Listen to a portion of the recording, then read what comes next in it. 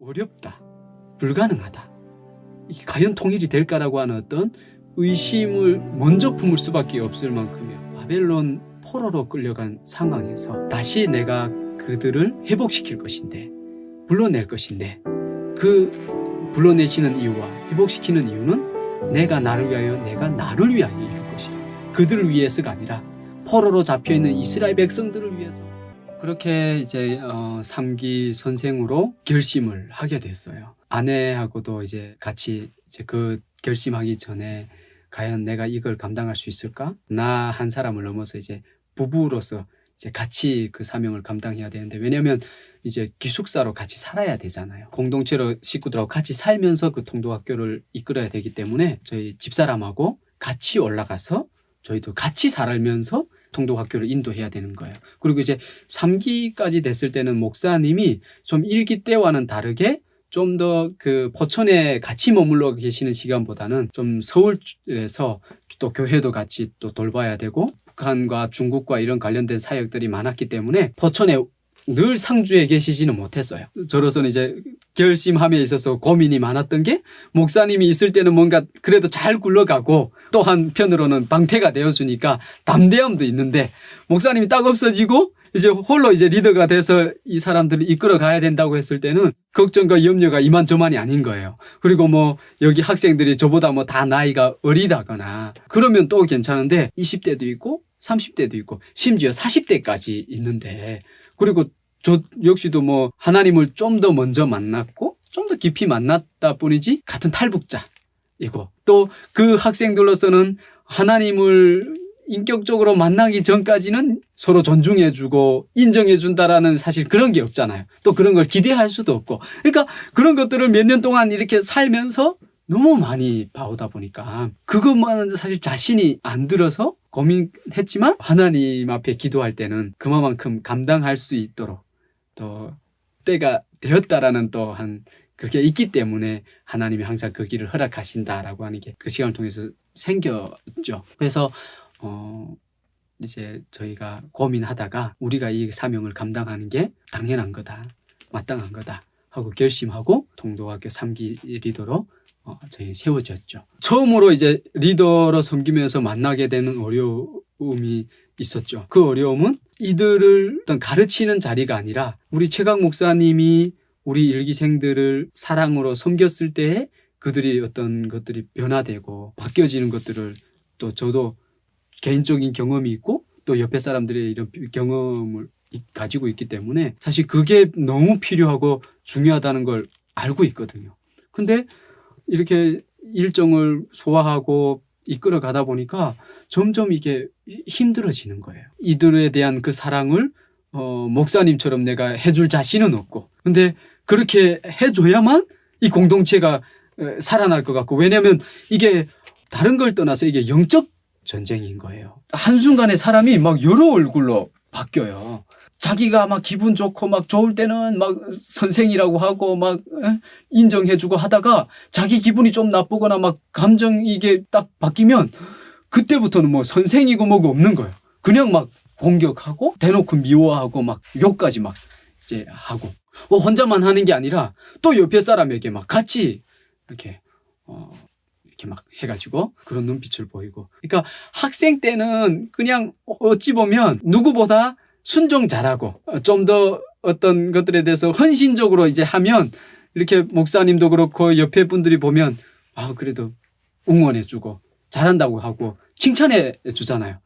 근데 이게 이제는 선생의 자리가 되어 있다 보면 누구도 이제는 그거 해주는 사람은 없어요. 간혹 이제 목사님이 옆에 있을 때는 그래도 격려해주고 막 인정해주지만 그 외에는 이제는 그거를 기대할 수가 없는 거예요. 그래서 막 이렇게 막 기도 시간만 되면 하나님 앞에 어떤 그 제가 섬기면서 사역하고 있는 그 한 사람을 위해서 언제 뭐 기도할 수 있는 그 기도조차도 안 나오는 거예요.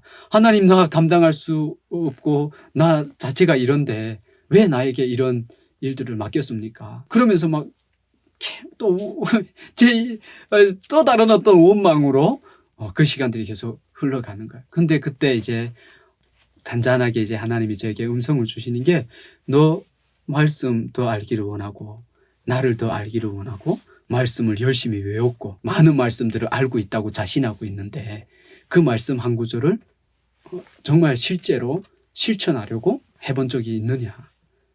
그리고 그 말씀을 실천하며 살아간다는 게 과연 어떤 의미이고 어떤 뜻인지에 대해서 정말 더 깊이 고민해 본 적이 있느냐라고 하는 어떤 질문을 이제 던져주면서 또 그 은혜를 먼저 받은 우리 목사님이 몇 년 동안 정말 그냥 살았잖아요. 같이 살면서 가르친 게 아니라 그냥 그분도 살아냈고 그 사는 게 뭔지를 이제 봐왔기 때문에 그게 어떤 것을 의미하는지를 이제 알게 되는 거예요. 일기 때 잠깐 있었던 일이기도 하지만 선생으로 섬기던 분이 학생이 밤에 자기 마음에 안 든다고 자고 있는 선생을 칼로 찌르는 일도 일어난 거예요. 제가 목사님 같은 경우는 아무것도 사실은 없지만 뭐 가지고 있는 게 늘 흔하게 풍성하지는 않았지만 어떻게나 우리 탈북민들을 위해서는 우리 청년들을 위해서는 무엇이든 좋은 거 먹이고 무엇이든 좋은 거 보여주고 무엇이든 누리게 하려고 막 이렇게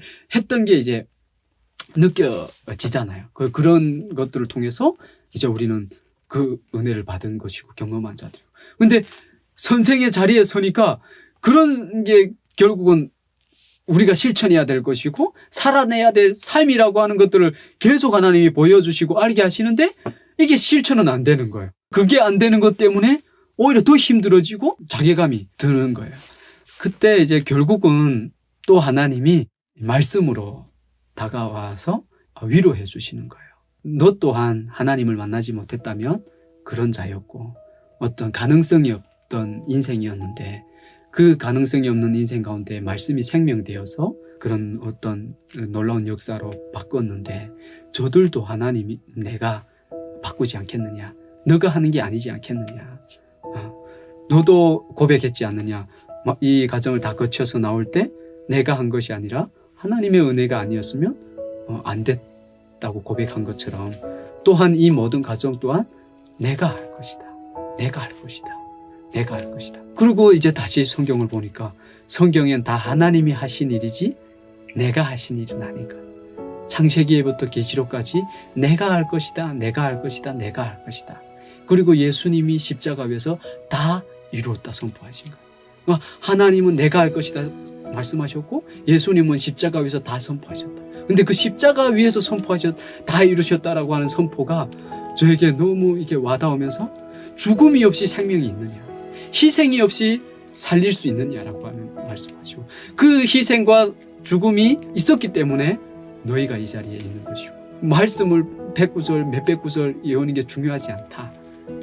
믿음, 소망, 사랑 이 세 가지는 항상 있을 것인데 그 중에 제일은 사랑이라고 얼마나 담대하게 당당하게 선포했느냐. 그런데 그게 정말 무슨 뜻인지를 알았느냐라고 하는 이런 여러 가지 계속 메시지를 통해서 하나님이 회복시켜 주셨고 결국에는 이제 그 과정을 통해서 1년의 시간 동안 감당하게 하시는 시간을 통해서 정말 하나님의 일은 하나님이 하시는구나. 그리고 그냥 나는 통로고 그 자리에서 그냥 부여받은 역할을 그냥 충실히 걸어가면서 감당하는 거구나라고 하는 그 마음을 주셨어요. 그래서 그래, 하나님의 일은 하나님이 하실 것이니까 내 인생의 그 걸음 또한 하나님이 이끌어 가시는 것이고 또 앞으로 그 북한 땅에 하나님의 그 나라가 세워지게 될 하나님의 나라가 완성될 그 일 또한 하나님이 이끌어 가실 것이기 때문에 우리는 그 하나님이 하실 일을 기대하면서 그냥 주어진 삶에서 하루를 걸어가는 인생을 살면 되는구나. 그래서 그 선생을 하면서 하나님이 가장 깊이 깨닫게 하신 것이 뭐냐면 오늘 하루를 그냥 내가 주신 은혜 안에서 족하게 살아가는 것. 그리고 내가 안 되는 것 때문에 낙심하지 않는 것. 어차피 나는 안 되는 존재. 하나님이 아니었으면 처음에 한국에 왔을 때 그런 인생, 지금도 여전히 그런 인생이었을 텐데 하나님을 만났기 때문에 이렇게 복된 인생으로 많은 사람들 앞에서 정말 하나님의 은혜를 고백하고 또 많은 사람들이 그걸 바라보면서 때로는 박수 쳐주고 응원해주고 다 그 모든 과정 속에서는 하나님이 하심이 있었기 때문에 가능했다. 그 하나님을 의지하고 바라볼 때 내일을 염려하지 않는다. 마태복음 6장 말씀을 다시 더 분명하게 묵상하면서 내일 일을 내 힘으로 감당할 수 없는 것을 내가 하려고 하지 않고 오직 오늘의 이 시간 이 자리에서 먼저 그의 나라와 의를 구할 때 나머지는 하나님이 책임져 주신다라는 것을 이제 경험하게 되더라고요. 그렇게 이제 은혜 받고 제가 이렇게 회복되니까 놀랍게도 나를 이제 힘들게 했던 그런 지체들도 변화되기 시작하더라고요. 처음에는 막 원망하고 불평하고 왜 나를 그곳에 태어나게 했습니까? 막 하다가 하나님을 알게 되고 인생의 어떤 재해석이 일어나게 되잖아요.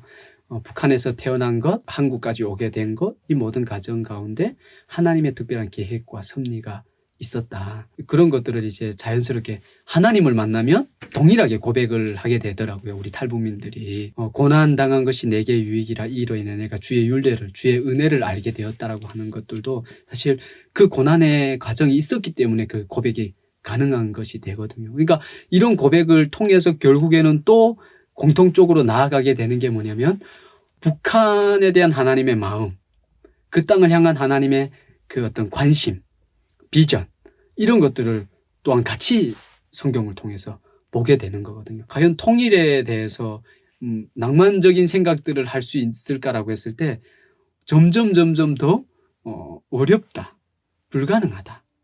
이게 과연 통일이 될까라고 하는 어떤 의심을 먼저 품을 수밖에 없을 만큼의 어떤 흐름으로 흘러가고 있는 것들을 봐요. 그런데 다시 하나님의 관점으로 다시 성경으로 돌아와서 어떤 그 땅을 바라보고 제 해석을 하게 되는데 이사야 48장 11절에 보면 내가 나를 위하면 내가 나를 위하여 이룰 것이라 라고 하나님이 말씀하세요. 근데 이 말씀은 이사야 선지자를 통해서 주신 메시지인데 어찌 보면 이스라엘 백성들이 바벨론 포로로 끌려간 상황에서 하나님이 다시 내가 그들을 회복시킬 것인데 불러낼 것인데 그 불러내시는 이유와 회복시키는 이유는 내가 나를 위하여 내가 나를 위하여 이룰 것이라. 그들을 위해서가 아니라 포로로 잡혀있는 이스라엘 백성들을 위해서 회복시키시고 그 일을 이루시는 것이 아니라 하나님 자신의 이름을 위해서 자신의 영광을 위해서 그 땅에서의 노예로 살고 있는 백성들을 돌아오게 할 것이고 회복시키게 할 것이고 그들로 하여금 다시 한번 자신의 영광을 나타내게 할 것이라는 말씀을 하고 계세요. 근데 그 말씀을 제가 이렇게 보면서 사실 개인적으로는 북한에 대한 비전과 확신을 가지게 됐거든요. 이 북한 선교에 대한 복음 통일에 대한 비전은 내 북한에서 나왔기 때문에가 아니라 그것보다 더 궁극적으로는 하나님이 그 땅을 지금 보고 울고 계신다. 왜 그러느냐? 1907년도에 놀라운 부흥의 역사가 있었던 것 다 알고 계시잖아요. 평양 대붕의 역사로 북한에 놀라운 어떤 성령의 임재가 있었고 그 임재의 역사로 말미암아 북한의 곳곳에 교회가 세워지고 영혼들이 살아나고 그런 역사들이 있었는데 어느 날 갑자기 그 자리가 황폐한 땅이 되어지고 교회가 다 무너지고 김일성 우상으로 다 자리를 대처하고 있는 거예요. 그러다 보니까 북한은 자연스럽게 하나님을 섬기던 어떤 자리에서 우상을 섬기는 자리로 변화되게 되면서 사실 고난행군이라는 그런 사건과 상황들이 자연스럽게 일어났다는 것을 저희도 이제 해석하면서 북한에서 왜 하나님 우리를 불러내셨는지를 알게 되는 거예요. 하나님이 이제 때가 되어서 그 자신의 영광이 가득해서 하나님을 찬송하고 예배했던 그때로 다시 회복시키기 위해서 그래서 다시 한번 하나님이 되심을 그 땅 가운데 나타내기 위해서 일하시고 계신다는 거예요. 우리의 어떤 마음으로 막 분단됐기 때문에 동족의 아픔이나 우리 인간적인 어떤 것을 넘어서서 그 이상의 이유를 가지고 있기 때문에 하나님은 통일을 원하신다. 남북을 회복시키기를 원하신다. 그때를 위해서 하나님이 사람들을 불러내셨는데 그 불러내신 방법이 또한 고난행군인 거예요. 고난행군이라는 이 사건을 통해서 우리는 식량을 얻기 위해서 구하기 위해서 탈북해서 나왔지만 먹고 사는 문제가 해결되지 않아 그걸 쫓아 나왔지만 그것이 어찌 보면 하나님이 그 땅에 복음을 주기 위한 생명을 흘러보내기 위한 하나님의 영광을 회복하기 위한 통로와 도구로 고난행군을 사용하신 거예요. 그래서 어느 한순간 사람들이 막 나왔는데 마침 우리 최강 목사님과 같이 선교사님들이 중국에 들어가서 그 사람들을 만나게 하면서 쌀 가지러 온 사람에게 복음을 전해준 거예요. 그러니까 쌀 가지러 왔다가 복음을 들고 그 땅에 들어가서 복음 전하는 사건이 일어나고 여기에서는 거듭나는 사건이 일어나고 그 사람들이 또 이곳에 와서 그 통일의 때를 바라보면서 준비하는 사건이 일어나는 거예요. 그럼 이런 모든 사건을 보았을 때 다시 재해석을 한다면 우리에게 과연 통일이 올까? 복음으로 하나 되는 날이 올까 안 올까에 대한 것들을 가지고 우리가 고민할 문제가 아니라 그 일은 분명히 하나님이 이루신다는 거예요. 그렇게 하기 위해서 하나님이 지금까지 역사를 이끌어 오셨기 때문에 마치 이스라엘 백성들에게 내가 내 이름을 위해서 반드시 이루겠다 약속하신 대로 70년이 차면서 이해되지 않는 상황으로 이스라엘 백성들을 회복시키시고 수르바벨 성전으로 회복시키셨던 것처럼 이 남북한 문제도 우리의 상황으로는 이해될 수 없지만 해석이 될 수 없지만 하나님은 하나님의 방법으로 그 일을 이루어가기 위해서 지금도 일하고 계시고 역사하고 계신다. 그런 것들을 하나님이 알게 하시니까 이제는 이게 고민하고 묵상하는 내용 자체가 달라지면서 염려와 걱정보다는 기대와 소망이 점점 더 커지고 또 그런 관점에서 북한에 일어나는 일들을 보니까 하나님의 역사는 한 번도 변한 적도 없고 약속하신 것은 그대로 이루어 가시고 성취하셨고 북한에 일어났던 모든 사건과 상황들 수많은 사람들이 굶어 죽고 죽어나가고 막 버려졌을 때 그 시신을 막 짐승들이 뜯어먹고 근데 그게 어찌 보면 성경에 기록된 내용 그대로가 일어난 거예요. 하나님을 떠나 우상을 섬길 때 있었던 사건들이 그대로 일어난 걸 제가 눈으로 목격했잖아요. 그러니까 반대로 생각할 수 있는 것은 그 땅은 정말 하나님이 사랑하시는 백성인 거예요. 하나님이 택한 백성인 거예요. 그러니까 택한 백성, 자기가 사랑하는 백성을 하나님은 구원하기를 원하시고 그 구원 계획을 이끌어가지고 신실하게 일하시기 때문에 우리는 그 현장에 있다라는 확신과 믿음을 더 확실하게 가질 수 있지 않는가. 하나님이 하시는 거기 때문에 우리가 하는 게 아니라 하나님이 하시는 거고 궁극적으로는 그것이 하나님의 영광을 회복하는 것이기 때문에 하나님의 자리에 우상이 김일성, 김정일 이 주체사상이라고 하는 것이 자리를 잡고 있는 것을 하나님이 보고 계실 때 울고 계시잖아요. 마음 아파하고 계시잖아요. 그래서 하나님은 그 땅을 회복시킬 것이다. 이런 확신을 이제 저는 가지고 있기 때문에 대부분의 우리 탈북민들도 하나님을 만나고 나서 통일에 대한 기대와 소망을 가질 수 있는 것이 그곳에서 나오는 거예요. 지금 그 아무것도 뭐 할 수 없는 황폐한 땅같이 돼버린 그 현장 안에서도 지금 복음의 생명력은 점점 확장되어져 가고 있는 거예요. 그러니까 이게 어느 순간 어떻게 통일이 돼서 북한 땅에 갇혀져 있던 묻혀져 있던 교회들이 우후죽순처럼 일어날지 모르는 거예요. 그곳에서도. 그러니까 통일은 반드시 되어진다.